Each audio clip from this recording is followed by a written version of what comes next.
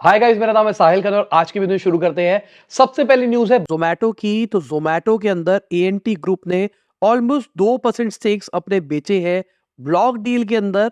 Wednesday मतलब कल। और कहा जा रहा है 2800 करोड़ रुपया बेचा गया है। इसके बाद में इनके शेयर प्राइसेस भी घटते हुए दिखाई दिए। और ये हम पैटर्न देख रहे हैं, जो बड़े बड़े इन्वेस्टर्स है, जो स्टार्टअप्स लिस्ट हुई है उसके अंदर पिछले कुछ टाइम से एग्जिट कर रहे हैं।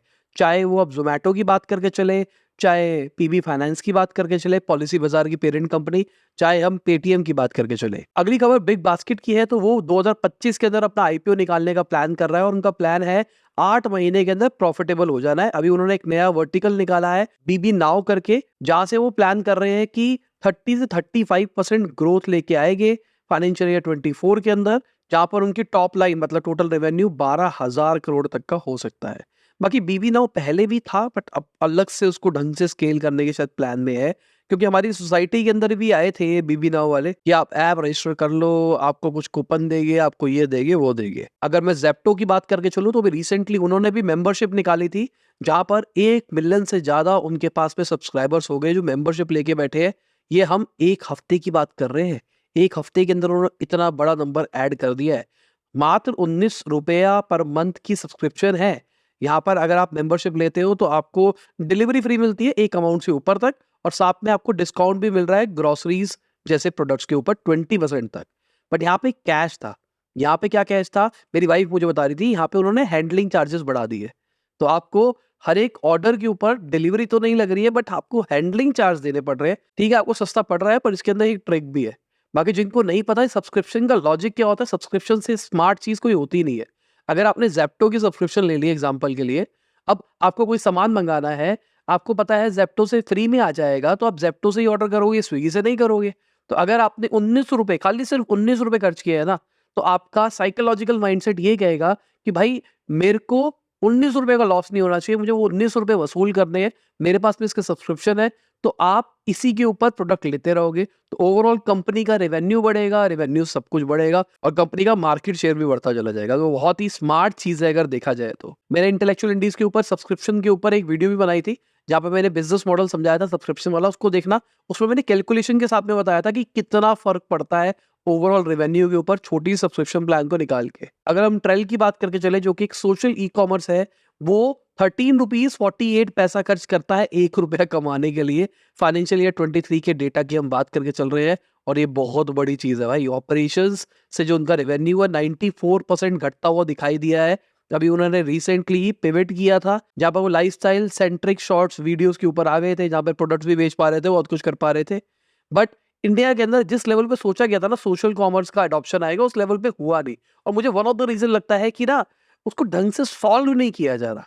उसको बेचा जा रहा है होम शॉप 18 के तरीके से, पर उसको बहुत स्मार्टली बेचा जा सकता है। बाकी आप ग्राफ देखो, इसके अंदर इनका किस तरीके से फाइनेंशियल ईयर 22-23 के अंदर इनका रेवेन्यू ड्रॉप दिखाई दिया है। इनके जो एक्सपेंसेस है वो भी घटते हुए दिखाई दिए, नो डाउट। इनके लॉसेस भी घटते हुए दिखाई दिए, बट रेवेन्यू भी बहुत ज्यादा घटता हुआ दिखाई दिया, जो कि एक सही नंबर नहीं है। क्या ये कंपनी बंद हो जाएगी, सवाल तो ये है। अगली खबर एक एग्रीटेक स्टार्टअप है बिग हाथ करके।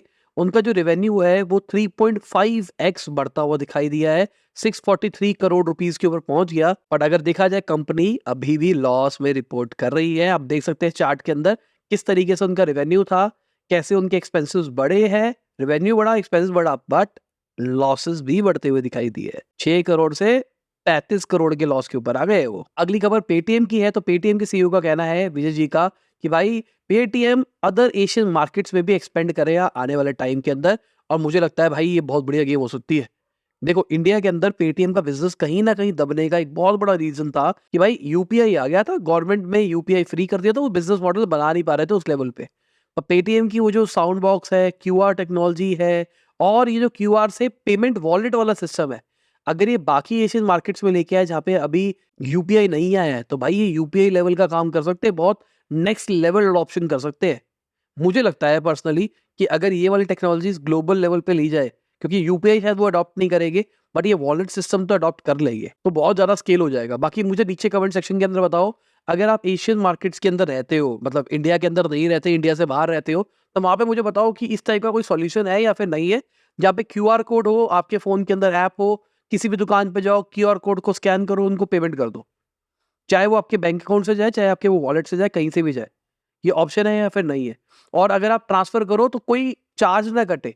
जैसे अगर हम क्रेडिट कार्ड सिस्टम की बात करके चले, 2% तक चार्ज कटता है।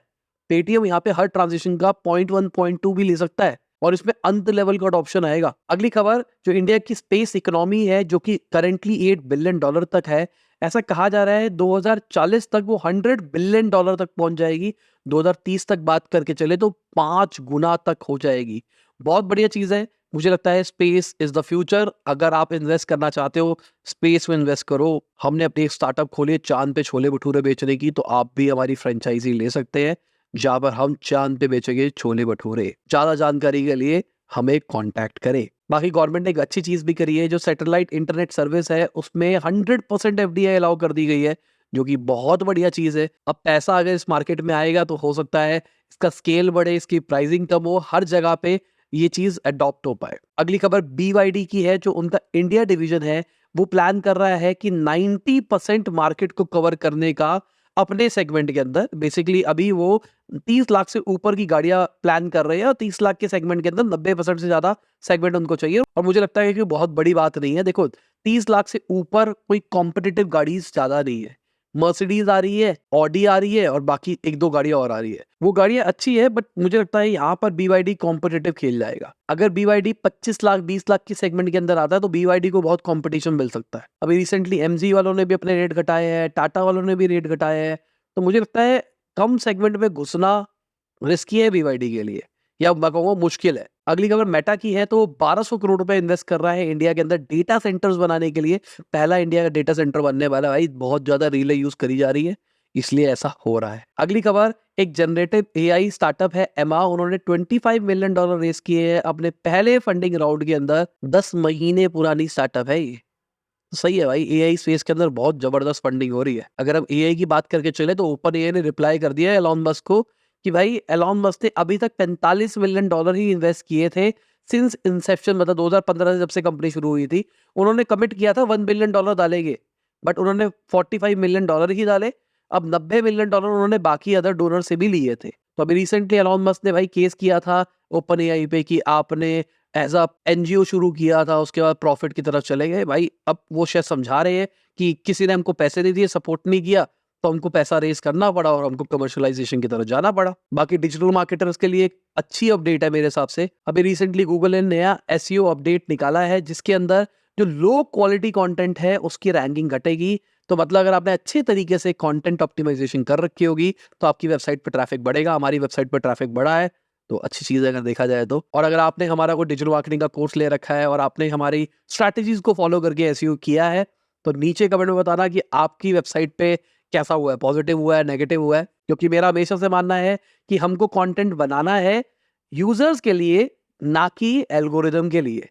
और यहाँ पे गूगल ने भी इसी के ऊपर फोकस किया है कि भाई जिन वेबसाइट्स ने ऑप्टिमाइजेशन के हिसाब से कंटेंट बनाया है, कंटेंट की क्वालिटी नहीं है, उनको डी रैंक करना शुरू कर दिया है। अगली खबर टेस्ला की है, तो उनके शेयर प्राइसेस घटते हुए दिखाई दिए। 12% घटे हैं, क्योंकि उनकी जो चाइना की व्हीकल सेल है ना, वो 19% घटती हुई दिखाई दी है। तो टेस्ला की भी अडॉप्शन कम दिखाई दे रही है चाइनीज मार्केट के अंदर, मेजरली अगर देखा जाए तो। अगली खबर बिटकॉइन की है, तो ऑल टाइम हाई चला गया है, $69,000 पे पहुंच गया पहली बार पिछले 2 सालों के अंदर। तो सही है भाई, क्रिप्टो वालों के लिए अच्छा हो रहा है। बाकी मेरा पोर्टफोलियो जो बर्बाद हो गया था, आधा तो बेच दिया था हमने, आधा तो नहीं, मतलब मैं कहूँगा ज्यादातर बेच दिया था, थोड़ा सा ही बचा था। अब वो थोड़ा सा बढ़ता हुआ दिखाई दे रहा है। पिछले कुछ हफ्ते के अंदर मैंने देखा है वो डबल हो गया है। अच्छी चीज़ है, बट फिर भी मैं बहुत ज़्यादा डाउन हूँ। मतलब ना, स्टार्टिंग में मान के चलो मेरा पोर्टफोलियो ऑलमोस्ट 95-97% डाउन। बाकी अगर मार्केट की बात करके चले तो ओवरऑल देख सकते हैं मार्केट कैसे रही, कौन रहा ऊपर, कौन रहा नीचे। और ये लोग हैं हमारे सपोर्टर्स, जिनकी वजह से डेली हम अपना बिजनेस ला पाते हैं। आप भी हमको सपोर्ट कर सकते हैं, नीचे ज्वाइन का बटन है उसको दबा सकते हैं। और वीडियो मैंने रात को शूट कर रहा हूँ, बहुत लेट कर रहा हूँ, इसलिए आपके पास सुबह आ रही है।